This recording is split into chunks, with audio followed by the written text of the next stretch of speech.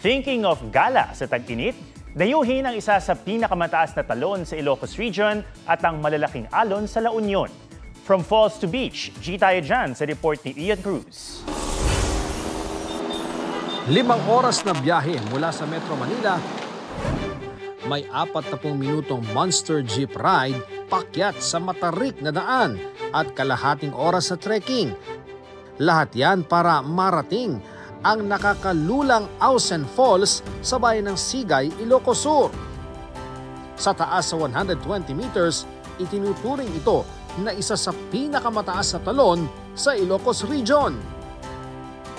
Akalain mong kathang isip lang dahil lang tanawin, very enchanting.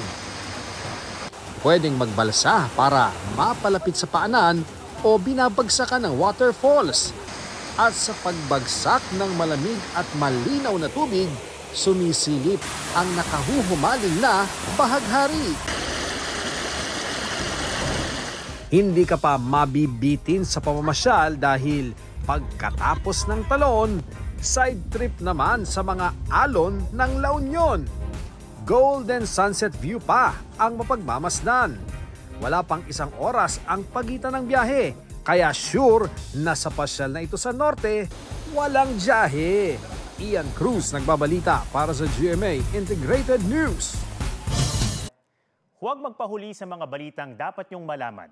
Mag-subscribe na sa GMA Integrated News sa YouTube.